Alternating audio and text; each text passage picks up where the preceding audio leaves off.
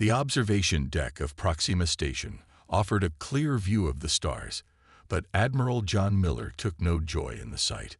3 more emergency beacons had activated overnight. 3 more worlds lost to the Zarkath Dominion. He rubbed his tired eyes. 6 months of constant retreat had taken its toll. The coalition forces were exhausted, their ships damaged, their supplies dwindling. "Admiral, the Council is waiting," said Lieutenant Frank Peterson from the doorway. John nodded and straightened his uniform. Bad news never waited. The council chamber fell silent as he entered. Representatives from 12 alien species sat around the circular table, their faces showing various signs of worry. Some had scales, others had feathers, a few had extra eyes or limbs, but all shared the same grim expression. "The Zarkath have taken the Centauri systems," John announced without preamble. "Our defense line has collapsed." Ambassador Krex of the Volari clicked his mandibles in distress. "That means they now control access to the spiral arm." 15 systems lost in a month, said Heather Campbell, the Coalition's chief diplomatic officer. She projected a map showing the rapid expansion of red territory across the star chart. "At this rate, they'll reach the core worlds within 60 days. Dr. Gray Howard, the Coalition's lead scientist, stepped forward. His white lab coat was wrinkled from days without rest. "We've analyzed debris from the battle at Proxima V," he said. "The Zarkath ships use quantum displacement weapons. Our shields are useless against them. The energy simply bypasses our defenses and materializes inside our ships." The room erupted in overlapping voices of panic and despair. "We should negotiate. Surrender is our only. We must evacuate the core." Admiral Miller slammed his hand on the table. "No one who has attempted to negotiate with the Zarkath has survived. They broadcast the same message to every world: submit or perish. And even those who submit are eventually stripped of all resources and left to die." Silence fell again. "What about the Makari?" asked Ambassador Threll. "Their phase technology might." "The Makari homeworld fell 3 days ago," Heather said quietly. "We lost contact with their fleet shortly after." A holographic display showed the vast swath of conquered territory. Nearly a third of the known galaxy now glowed red with Zarkath occupation. "Their ships move as one," Dr. Howard explained. "They fight like a hive mind, adapting instantly to our tactics. We develop a new strategy, and they counter it within minutes." Lieutenant Peterson burst into the room, forgetting protocol in his excitement. "Admiral, we've detected an anomalous signal from Grid 227, uncharted space. This is hardly the time for," began Ambassador Krex. "It's a human signature," Peterson interrupted. The room went completely still. "Humans are..." Word of the human signal spread through Proxima Station like wildfire. Aliens who moments before had been preparing for evacuation now huddled in groups, whispering about the legends of Earth. Admiral Miller called an emergency council session. All 12 representatives attended, along with their top advisors. The chamber felt charged with nervous energy. "The signal is genuine," Dr. Grave Howard confirmed. "It matches ancient human communication patterns exactly." Ambassador Krex leaned forward. "My people have stories of humans from before my great-grandparents' time. They were strange creatures, soft-skinned but hard to kill." "The Jordani archives speak of them as well," said Ambassador Threll, her blue skin shimmering under the lights. "They fought with unexpected tactics. When logic dictated retreat, they would attack. When victory seemed certain, they would set traps." Dr. Alice Warren, the Coalition's Sino-historian, activated the central display. Images appeared of bipedal beings with varied skin tones. Humans were considered extinct when their home system was reportedly destroyed 278 years ago, she explained. But their military thinking was unique. While most species developed warfare as an extension of hunting or defense, humans elevated it to an art form. Their history was nothing but endless conflict among themselves. "That hardly sounds promising," muttered an ambassador. On the contrary, Dr. Warren continued, it meant humans were constantly innovating against opponents who thought exactly like them. They became masters of unpredictability. No other species has ever devoted so much of their cultural development to warfare. Communications specialist Olivia Taylor stepped forward. I've decoded more of the transmission. The UNS Defiant claims to be a Guardian-class warship. It's requesting permission to enter Coalition space. Could it be a Zarkath trap? Ambassador Krex asked. They are known to use deception. The Zarkath have never needed deception, Admiral Miller pointed out. They've overwhelmed every defense through sheer force. Lieutenant Peterson displayed tactical data. 3 more systems fell yesterday.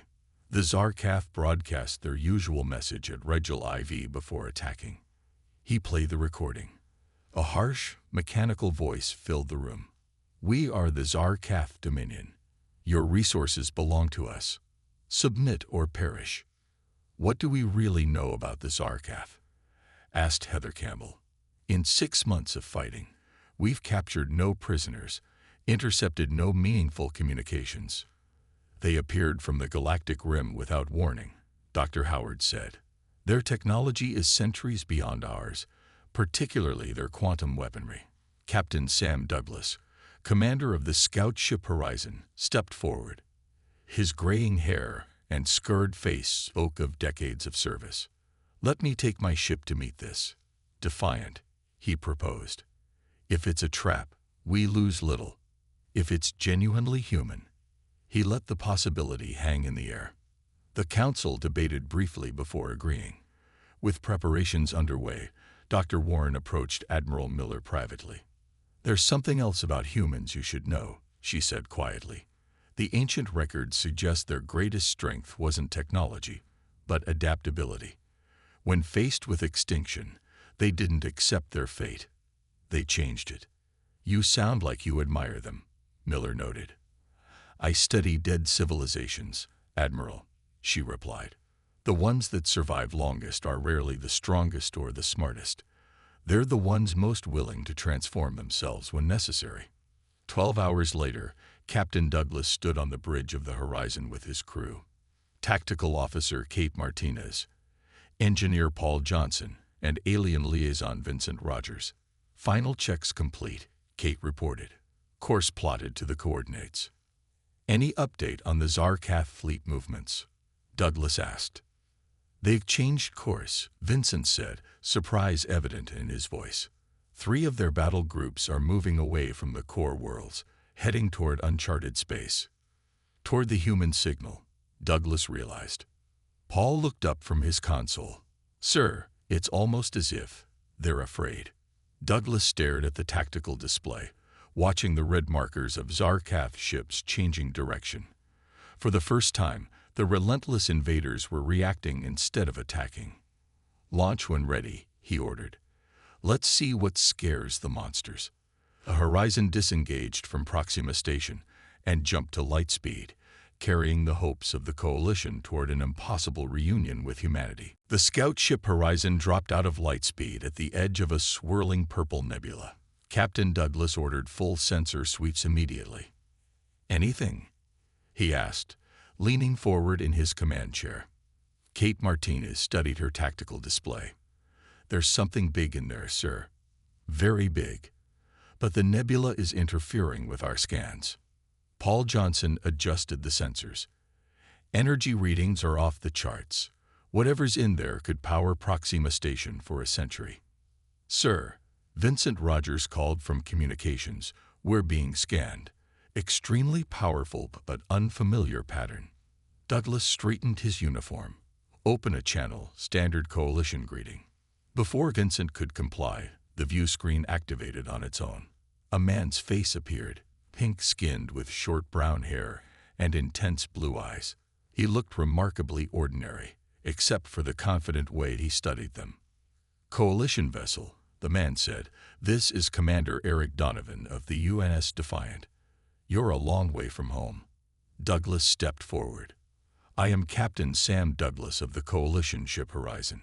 We received your signal. You're not what I expected, Donovan said with a slight smile. The records mention more tentacles. The coalition includes 12 species now, Douglas explained. I'm a Terran variant, evolved on Proxima colonies. Donovan's expression shifted to surprise. Proxima colonies survived. Interesting. We assumed all Earth's early settlements were lost. Kate's console beeped urgently. Captain, the nebula is parting. The purple gases swirled away like water down a drain, revealing what had been hidden inside. The bridge crew gasped. A massive warship hung in space before them. Its dark hull absorbed light rather than reflected it. Sleek and predatory, it stretched nearly 2 kilometers from bow to stern.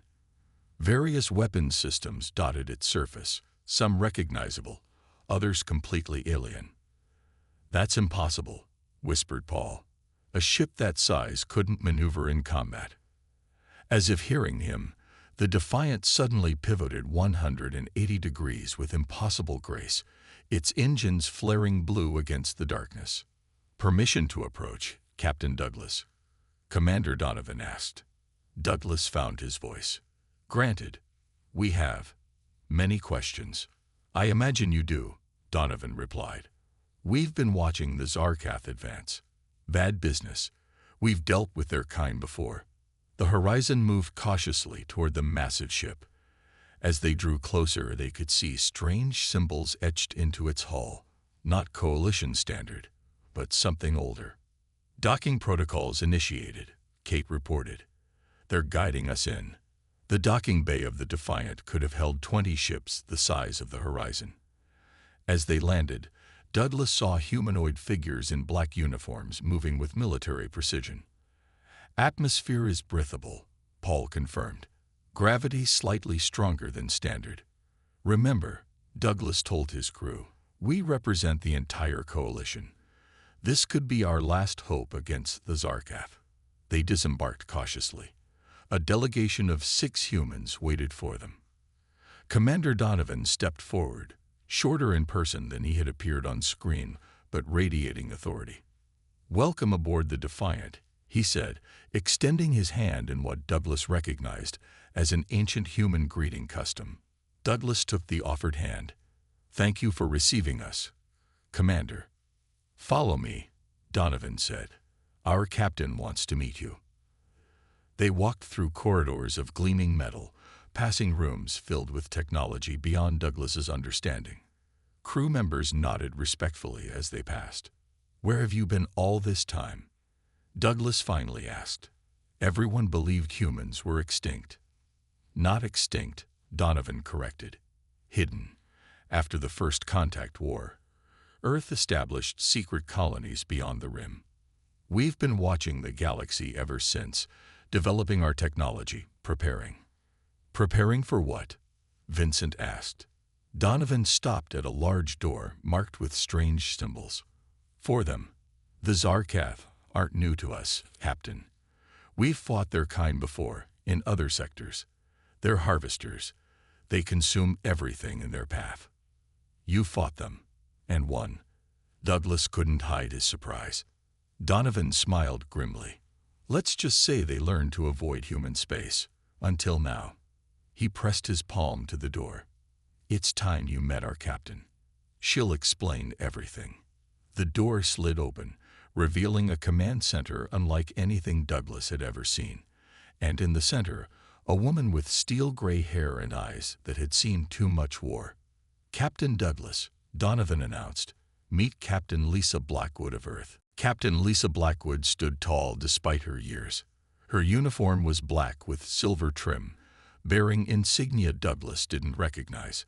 Her eyes studied the coalition delegation with sharp intelligence. Welcome to the Defiant, she said.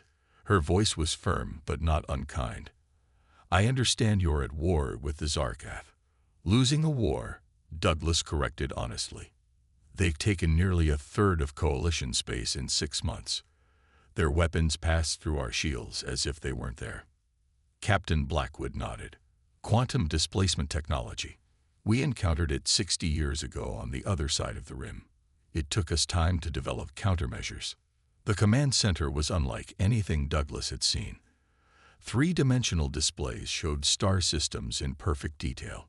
Crew members worked at stations with interfaces that responded to thought as well as touch. If humans survived, why did you stay hidden? Vincent asked. The Coalition would have welcomed you. Would they? Blackwood raised an eyebrow. Our early contacts with alien species didn't go well. After the Mars colony massacre, Earth's leadership decided isolation was safer. We established hidden outposts, observed and developed our technology independently. But now you've revealed yourselves, Kate noted. The Zarkath forced our hand, Commander Donovan explained. They're moving toward one of our hidden colonies. When we detected your coalition fighting them, we decided to make contact. A young woman approached with a datapad. Captain, the analysis is complete. Thank you, Lieutenant Diane Cooper, Blackwood said, taking the device. This is our weapons specialist. Lieutenant, show our guests what we've learned about Zarkath ships. Lieutenant Cooper activated a central display. A detailed schematic of a Zarkath vessel appeared, rotating slowly. Their quantum weapons have a critical weakness, she explained. The displacement field requires enormous energy and creates a vulnerability here. She pointed to a section near the ship's core. Our phase shift technology can exploit that weakness. Phase shift? Paul asked, leaning forward with interest. That's theoretical technology. Not for us, Lieutenant Cooper said with a small smile. We've been using it for decades. We can modify coalition ships with our defensive systems, added a tall man who joined the group. I'm Chief Engineer William Scott. The technology is compatible with your power systems. We've already studied your ship's schematics. Douglas realized what that meant. You scanned our ship's computers. Of course, Captain Blackwood said matter-of-factly. We needed to know if you were a threat. Before Douglas could respond, alarms blared through the command center. The displays shifted to show multiple red dots approaching. Zarkath Scout Squadron. Commander Donovan announced. 6 ships, attack formation. They followed you, Captain Blackwood said to Douglas. There was no accusation in her voice, only calm assessment. We need to leave, Kate urged. Get back to the Coalition with what we've learned. No, Captain Blackwood said. You'll never outrun them. And we need to show you something. She turned to her crew. Battle stations. Minimal defensive response only. The command center transformed as crew members moved with practiced efficiency. Douglas and his team watched in awe as the massive warship came alive around them. Zarkath ships in weapons range, reported a tactical officer. They're charging weapons. Let them fire first, Captain Blackwood ordered. Shield configuration Delta. Through the view screen, Douglas watched the Zarkath ships launch their attack. Brilliant beams of energy shot toward the Defiant. Impact in 3 seconds, Commander Donovan counted down. Douglas tensed, expecting violent impact. Instead, the energy beams hit an invisible barrier around the ship and simply vanished. Phase shift shields holding at 99%, reported Lieutenant Cooper. Minimal power drain. The Zarkath fired again, more frantically. Again, their weapons had no effect. I think they've had enough demonstration, Captain Blackwood said with a tight smile. Mr. Scott, target their propulsion systems only. Disable, don't destroy. Aye, Captain. The Defiant fired. 6 precise beams of blue light touched each Zarkath ship. Their engines died immediately. The Coalition team stood in stunned silence. That's impossible, Paul whispered. Their shields should have. Their shields are designed to stop matter and energy in normal space, William Scott explained. Our weapons briefly shift phase before impact. Nothing can stop them. Captain Blackwood turned to Douglas. Now, Captain, I believe it's time we visited your coalition leaders. We have much to discuss about ending this war. For the first time in months, Captain Douglas felt real hope. News of the Defiant's arrival at Proxima Station spread quickly.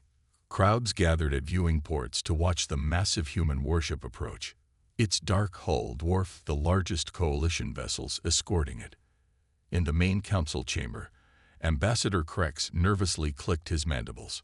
Are we certain about this alliance? Humans were known to be unpredictable. Unpredictable is exactly what we need, Admiral Miller replied. The Zarkath have countered every conventional tactic we've tried. The chamber doors opened. Captain Douglas entered with Captain Blackwood and Commander Donovan. The council members fell silent, staring at the first humans most had ever seen. Admiral Miller stepped forward. Captain Blackwood, on behalf of the coalition, I welcome you. Thank you, Admiral, she replied. The Defiant stands ready to assist your war effort.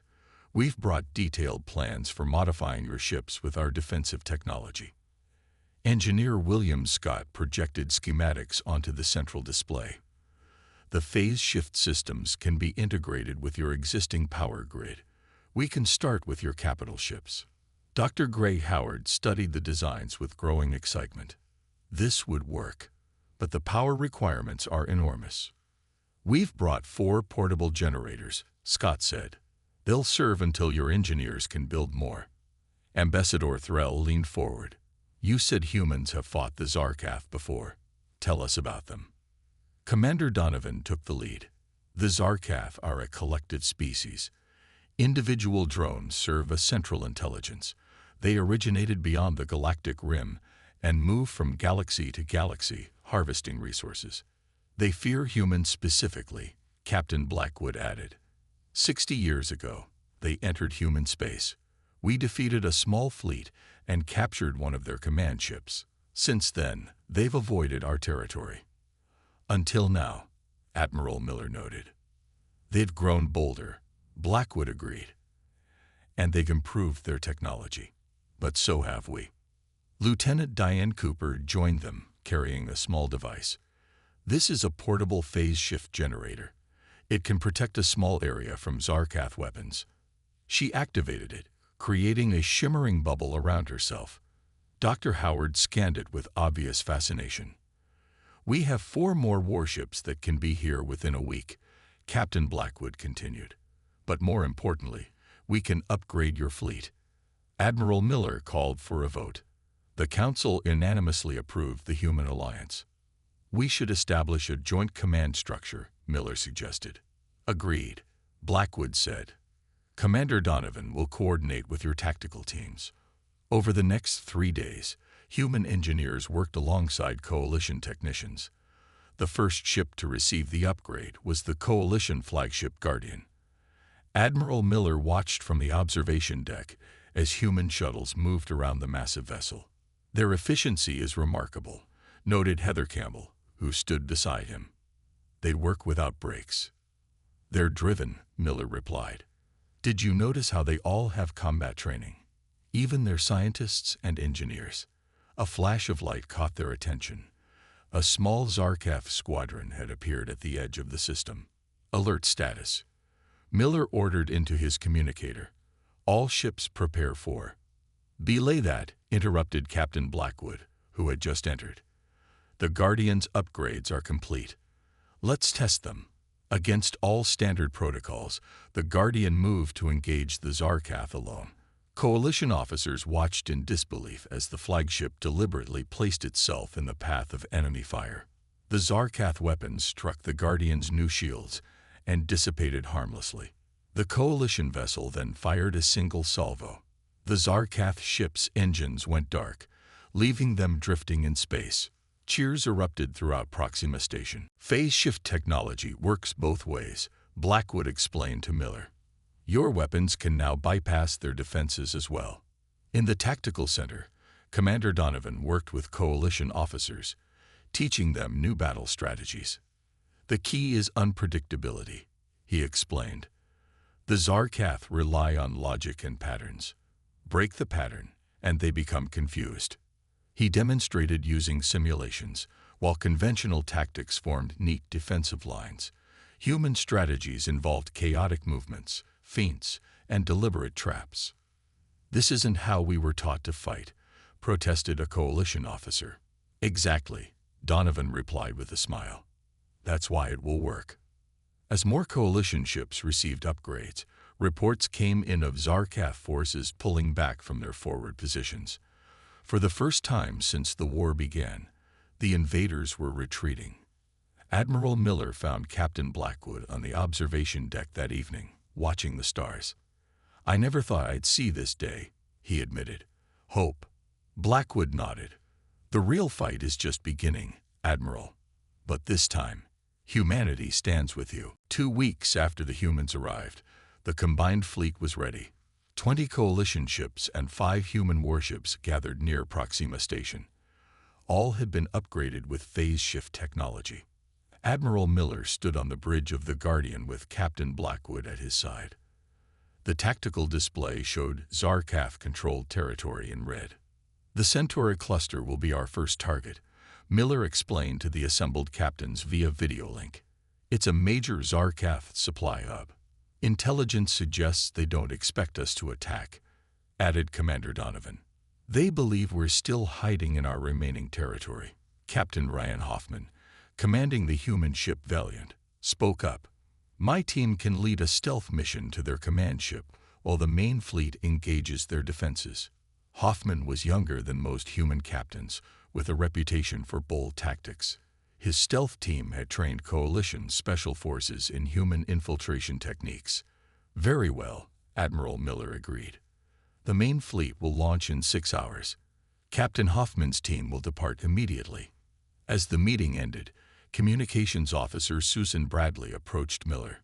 "Admiral, we've intercepted unusual Zarkaf transmissions. They're communicating much more frequently than before."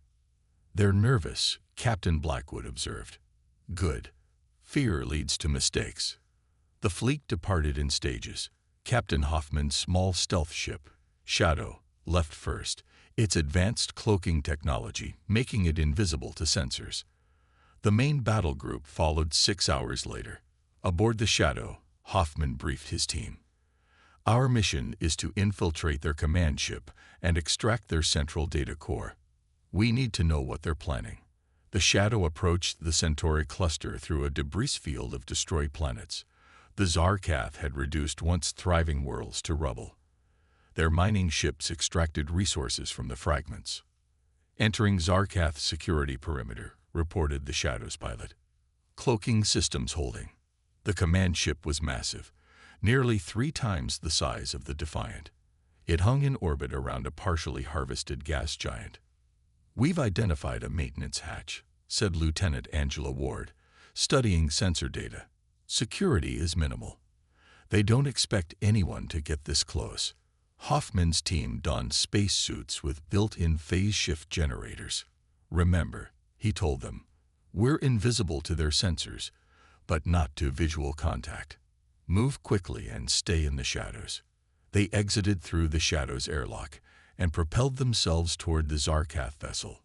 The immense ship loomed before them, its dark surface covered with strange patterns that seemed to shift and change. Using cutting tools enhanced with phase shift technology, they breached the outer hull.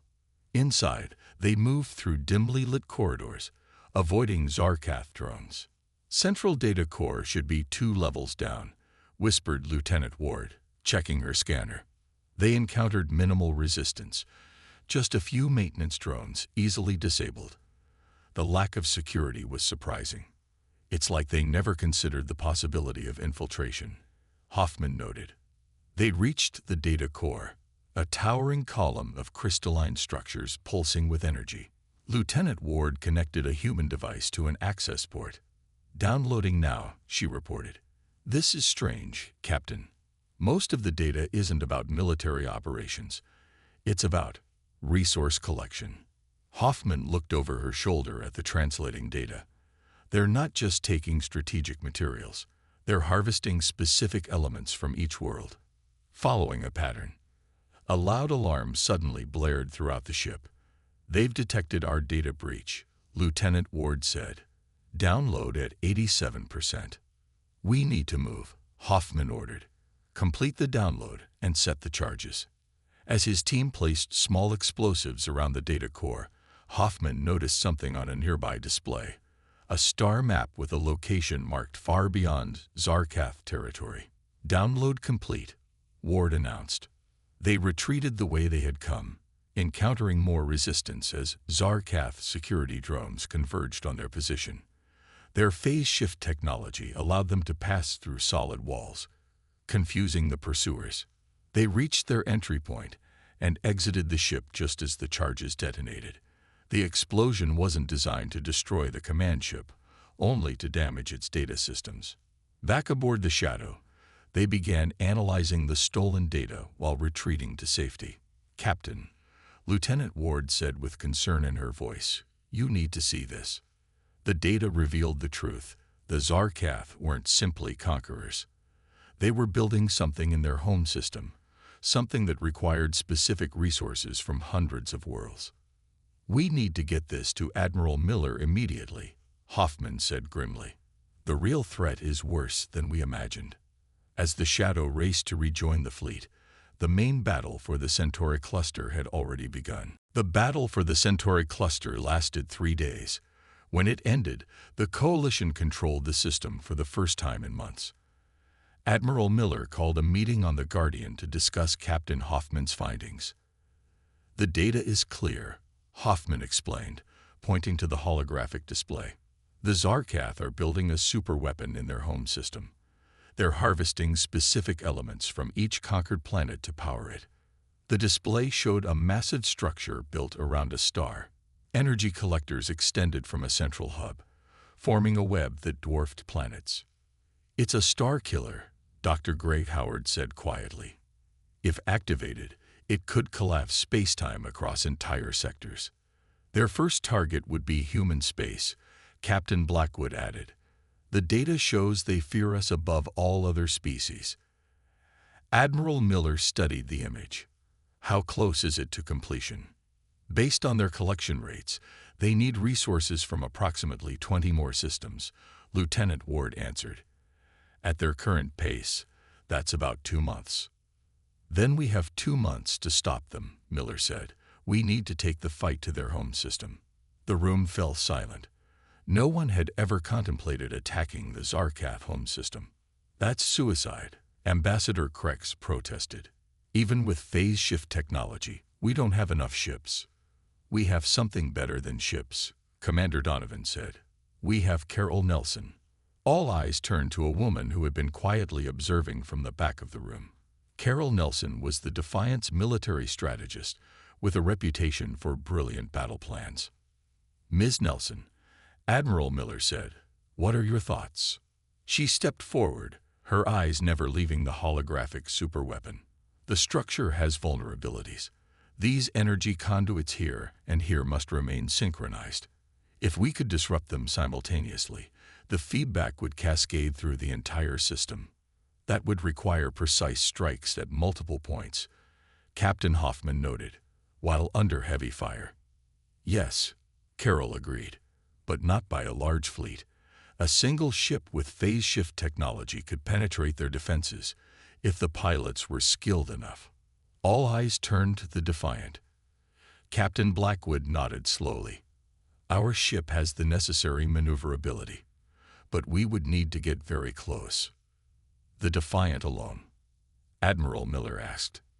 "It's our best chance," Carol explained. "A large fleet would be detected too early. The Defiant can approach using our advanced stealth systems." The plan took shape over the next hours. The Defiant would lead the mission, with Admiral Miller joining to represent the Coalition. The main fleet would create a diversion near a key Zarkath outpost. As preparations began, George Harrison, the Defiant's neural interface specialist, made a disturbing discovery. "The Zarkath aren't just a collective," he explained to the command team. "They're a hive mind. Every drone is connected to what they call the Supreme Collective, their most advanced intellects joined into a single consciousness." "Can we use that against them?" Admiral Miller asked. "Possibly," George replied. "If we could access their neural network, we might understand their plans better." The final briefing was held in the Defiant's command center. The mission would launch in 6 hours. "This will be the most dangerous operation any of us have undertaken," Captain Blackwood told her crew. The survival rate is projected at less than 30%. No one flinched. The human crew had trained their entire lives for missions like this. Admiral Miller was impressed. "Your people show remarkable courage, Captain." "We've learned to face death," she replied. "It's a human specialty." As the briefing ended, Carol Nelson approached Captain Blackwood privately. "There's something I didn't mention in the meeting," she said quietly. "The only way to get close enough to disable those conduits is to use the Defiant itself as the weapon." Blackwood's expression didn't change. "You mean a suicide run?" "Yes," Carol confirmed. "Once we initiate the cascade failure, we'll have approximately 30 seconds to escape. The odds of getting clear are—" "I know the odds," Blackwood interrupted, "and I accept them. But we tell no one else until necessary. Hope is important for this mission." Outside the viewport, the stars seemed cold and distant.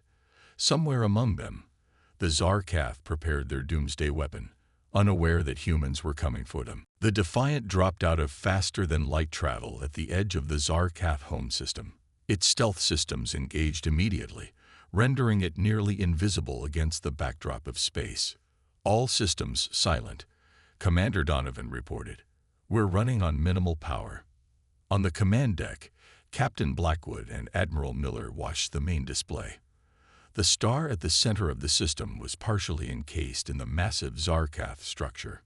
"It's even bigger than we thought," Miller whispered. Engineer Donald Wood studied the energy readings. "They're drawing power directly from the star. The weapon is nearly operational." The Defiant moved slowly through the system, avoiding Zarkath patrol ships. As they approached the inner planets, they detected something unexpected.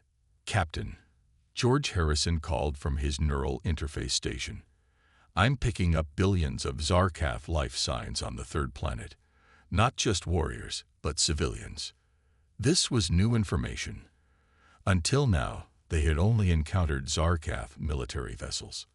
"They're harvesting other worlds to save their own," Carol Nelson realized. "Their star is dying. That's why they need the resources." Captain Blackwood's expression remained unchanged. "Their survival doesn't justify the destruction of countless other species." The Defiant continued its approach. They were now close enough to see the energy conduits Carol had identified as vulnerable points.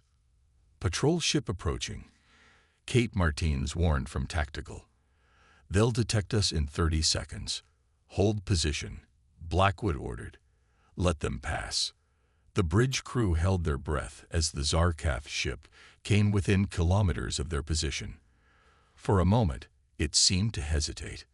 "They've spotted us," Kate reported. "They're scanning." "Full power to engines," Blackwood commanded. "The stealth approach is over. Execute attack plan." The Defiant surged forward, its engines blazing to life.